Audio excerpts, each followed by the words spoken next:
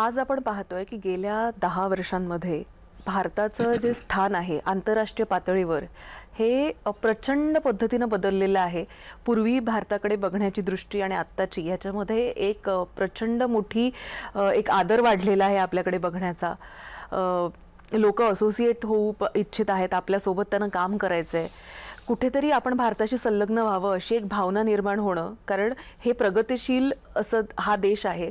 इथं एकीकडे असं म्हणजे मला असं वाटतं की जगामध्ये जिथं आपल्याला मान्यता प्राप्त होतीये तिथं आपल्याच देशामधले काही लोक किंवा काही पक्ष, विरोधी पक्ष म्हणून जे स्वतःला म्हणतायत, तर त्यांनी अशा पद्धतीची निदर्शनं करणं किंवा आपण आता पाहिलं म्हणजे मी जसं मगाशी पण म्हटलं की आपण अगदी अडवाणीजींसोबत देखील आपल्याला तो सहवास लाभलेला आहे. त्या काळातलं राजकारण बघितलं, त्या काळातही काँग्रेस होती, स्ट्रॉंग होती, आता आहे त्याच्यापेक्षा. कारण आपण आता पाहतोय की गेल्या काही काळामध्ये एक पद्धतीनं उतरती कळा काँग्रेसला लागलेली आपल्याला संबंध देशामधल्या निकालांमधून निवडणुकीच्या समजते. असं असताना त्या काळातली काँग्रेस आणि आत्ताची हे आपण म्हणजे ओव्हरऑल राजकीय परिस्थिती आपण बघतोय.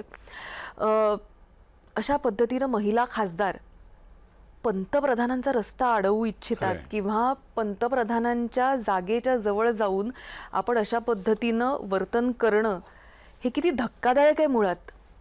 निश्चितपणाने. आणि म्हणून मी म्हटलं ना की जो जो स्तर खाली येतो आहे. सुषमा स्वराज विरोधी पक्षनेत्या होत्या. अरुण जेटलीने राज्यसभेत विरोधी पक्षनेते पदाची कामगिरी अतिशय उल्लेखनीयरित्या पार पाडली आणि अनेक वेळा सरकारला सहकार्याची भूमिका घेतली. म्हणजे असं नाही की नेहमी कन्फ्रंटेशन, नेहमी असं नाही केलेलं. अनेक महत्त्वाच्या बिलांवरती विरोधी पक्षांनी सरकारला साथ पण दिली.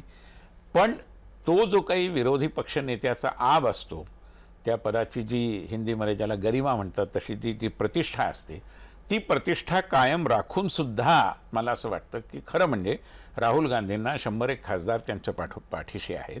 खूप चांगलं काही करता आलं असतं, एक रचनात्मक अशा पद्धतीने टीका देखील करता आली असती. पण थिल्लरपणा, उच्छृंखलपणा आणि वर्तमानपत्रांच्या हेडलाईन्स मॅनेज करण्यासाठी, म्हणजे त्या काबीज करण्याकरता काही ना काही अशा प्रकारची गोष्ट करणं, अशा प्रकारच्या ॲक्टिव्हिटीज करणं, मला असं वाटतं की हे त्यांनी सोडून दिलं पाहिजे. म्हणजे यातनं त्यांची स्वतःची प्रतिमा देखील खूप मलिन होते आहे आणि त्याहीपेक्षा विरोधी पक्षनेते पदाचा जो आब आहे तो अजिबात राखला जात नाही आहे आणि त्याच्यामुळे संसदीय लोकशाहीची हानी होते. आता हे आपण लक्षात घेतलं पाहिजे आणि त्या दृष्टीने माझी काँग्रेसमधल्या मित्रांनाही विनंती आहे की आपण याचा गांभीर्याने विचार केला पाहिजे की आपला पक्ष कुठे चालला आहे.